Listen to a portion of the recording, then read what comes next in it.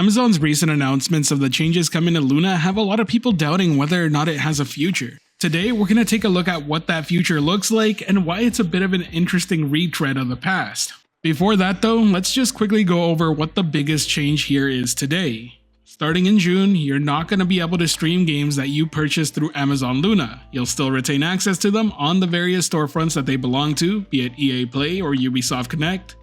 But when it comes to Luna, you're no longer going to be able to play those games off Amazon's cloud gaming service. You'll also be losing the ability to subscribe to publishers' channels, so you can no longer use stuff like Ubisoft Plus. What is staying are the offerings from Amazon themselves, so you still have Game Night and Luna Premium. Their current statement is that they're doubling down on the broad range of gaming experiences, including strong third-party titles delivered in a way that makes great games more accessible, as well as new unique experiences through Game Night.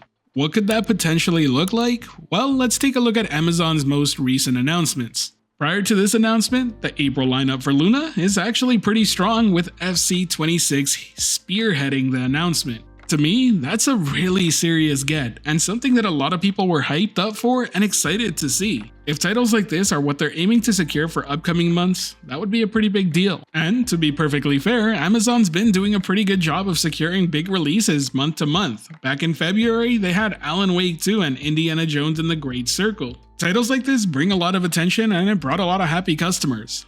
The fact that they were included with just the Prime subscription and not a part of the Premium Luna subscription was pretty big. It would do them well if they could release more bigger releases like this on a consistent basis, but that's just it. They need to do more than just what they're currently doing. One big title each month isn't going to be enough for most people. I also imagine that they gotta boost the offering of what's included with Luna Premium, because frankly speaking, I don't see why you should subscribe to it when it doesn't seem to get all that much attention month to month. The biggest names tend to just be available with Amazon Prime, and I don't know how sustainable that'll be for Amazon in the long run. And before people go on and talk about the amount of money Amazon has, let's not forget that Google was in a similar position with Stadia. These are massive companies that can afford to eat the cost for as long as they want to, but they want to is the big deal here. Could have easily just not have made the changes to Luna and doubled down anyways, because once again, they do have the money to do so. At the end of the day, there's subsections of bigger businesses that want to make money.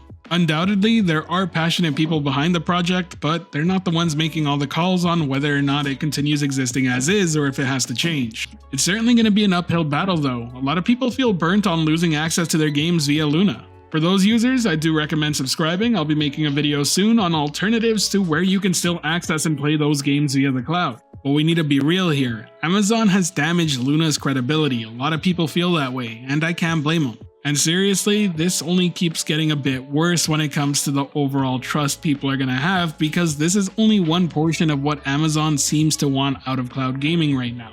The second portion is so reminiscent of Google that it even hurts to talk about. In case you haven't heard, there's something called Amazon Game Lift Streams. Very much similar to immersive stream with games that Google pitched, that was pretty much the white labeling of Stadia's technology to third-party publishers. On paper, it's a really good business move. There's a lot more money to be made offering the technology to various publishers than having your own service. In practice though, immersive stream for games kinda just went away. I haven't really heard much of it, and it doesn't seem like many publishers jumped aboard. A few companies did do some testing. I remember AT&T offered a Batman stream experience that was just for Arkham Knight. I believe Capcom streamed some demos of Resident Evil, but long term, nothing much came from it.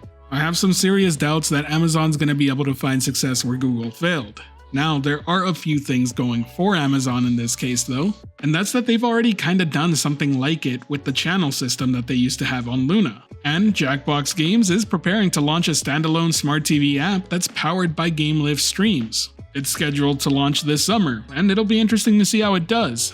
But they do need bigger publishers aboard to really make this a success. I'm talking names like Ubisoft or EA. Sure, they have their own subscriptions on Luna, but are they gonna really have their own services using Game Lift Streams? I mean, no harm to Amazon Luna, and I hope it finds a success, but personally, I really hope not. The idea of every publisher having its own service, needing to have multiple accounts, having a bunch of different UIs, and own friends lists sounds awful to me. It also takes away one of the big factors that I think drew people to services like Stadia and Luna. And that's having a unified system that kind of felt console-like, having its own platform in the cloud. By that I mean having your friends list, your achievements, and your platform-enabled features all in one place. Could they come up with a solution for this by being the back end of every publisher's cloud streaming service? Sure, but I don't think it'll be as neat or as polished as one would want. Funny enough, I think xCloud seems to be going in that direction that Stadia once was, of having a very platform-like experience in the cloud. I guess what I'm really trying to say here is I can understand why they're heading in this direction, but I also understood when Google did it and it didn't pay off. So Amazon has a lot to prove here to make sure that this actually works for them. Now everything from this point onward is going to be my own opinion, but I gotta keep it real with y'all, I don't see them pulling this off. When it comes to subscription value, it's gonna be really hard to beat Xbox Game Pass. And truthfully, the game night offerings are kind of mobile experiences that, while they appeal to the casual crowd, I don't think is gonna really garner that much of attention. They recently announced a new exclusive coming to Luna in June called Masters of the Universe Legends Unite, which I mean, sure it looks okay, has an IP attached, but I can't imagine it doing all too well. Ultimately though, my biggest concern has to be the damage this does to cloud gaming overall. A lot of people already have their doubts about just how well it works, and this just causes more doubts about how it's gonna work in the long term. When Stadia failed and Google gave up on the project, it was pretty damning for a lot of people. Having another major player give up on the space is only gonna make it look even worse. It's exactly why I wanna really believe what Amazon is saying here to be true. I want it to be a doubling down on what Luna can really offer as a subscription, but I have a hard time doing so because I felt the same way about Google Stadia. Hopefully I'm wrong about this. Either way, let me know your thoughts down in the comment section below. If you enjoyed today's discussion, hit the like button. You want more like it, subscribe to not miss out. Certainly some interesting times in the cloud gaming space. Either way, this has been Steven from Anytime Anywhere Gaming, wishing you a great day, and until next time, I'll catch you in the clouds.